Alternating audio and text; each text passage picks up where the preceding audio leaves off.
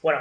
lo primero de todo, obviamente, me gustaría dar las gracias a GTQ por habernos financiado hace ya un par de años con la beca GTQ Adacite para estudiar pues, el reclutamiento y condicionamiento de las poblaciones de monocitos circulantes y macrófagos en la mucosa de pacientes con enfermedad inflamatoria intestinal. Me habría gustado estar allí con todos vosotros en el congreso, creo que como todo el mundo, pero bueno, todos vamos poco a poco adaptándonos y acostumbrándonos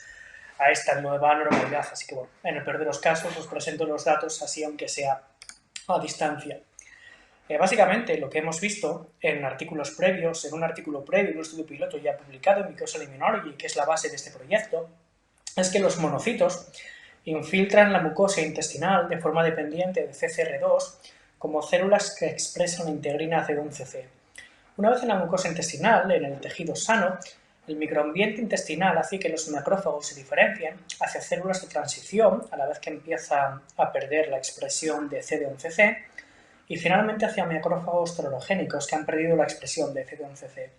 Por el contrario, lo que hemos visto en la mucosa inflamada de los pacientes con enfermedad celíaca es que hay una migración aumentada de los monocitos hacia la mucosa intestinal y, en segundo lugar, no sabemos si estas señales terorogénicas se encuentran ausentes o enmascaradas por el proceso inflamatorio, pero se rompe la cascada de diferenciación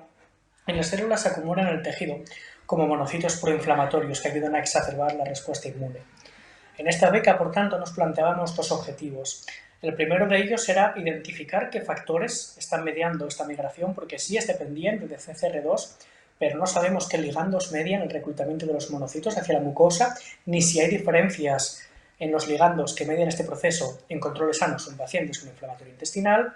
Y en segundo lugar, queríamos identificar qué señales de la mucosa intestinal median esta transición para evaluar si su suplementación a la mucosa de los pacientes con inflamatorio intestinal puede revertir el proceso. Básicamente, lo que habíamos visto en ensayos Transwells es que la mucosa inflamada de los pacientes con enfermedad inflamatoria intestinal atrae más monocitos que la de los controles sanos, siendo este mecanismo, como hemos dicho, dependiente de CCR2. En base a esto, lo primero que hicimos con la financiación de esta beca fue confirmar o evaluar,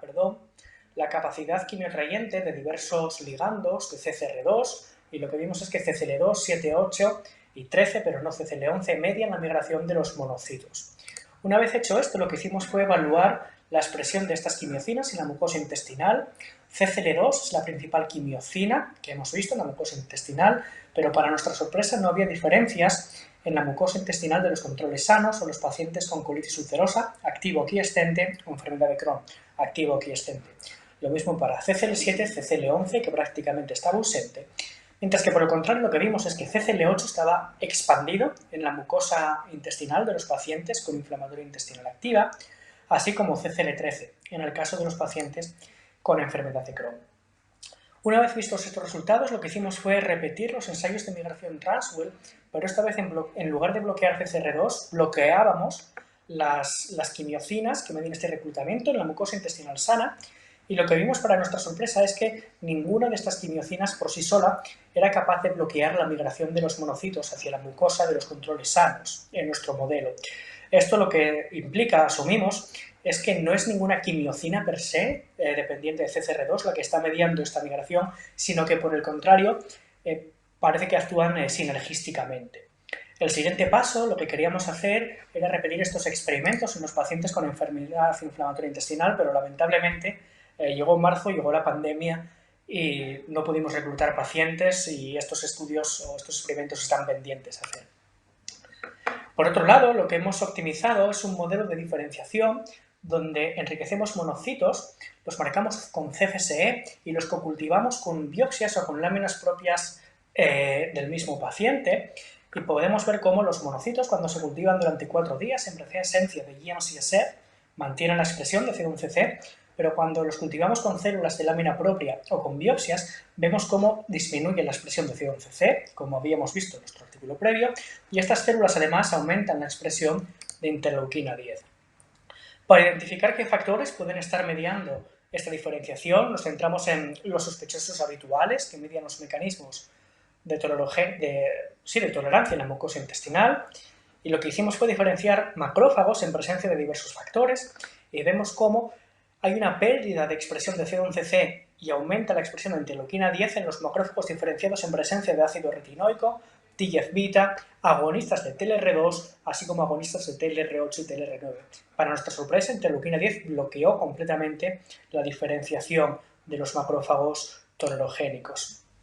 Es decir, hay varios ligandos que están mediando la diferenciación de los monocitos hacia macrófagos, aunque sin embargo, de nuevo, no hemos podido realizar estos experimentos en los pacientes con enfermedad inflamatoria intestinal. Por tanto, el resumen de estos resultados, aunque estén sesgados, de nuevo, perdón por la pandemia, es que CD11C nos permite discriminar entre monocitos proinflamatorios de los macrófagos tolerogénicos residentes que han perdido la expresión de CD11C.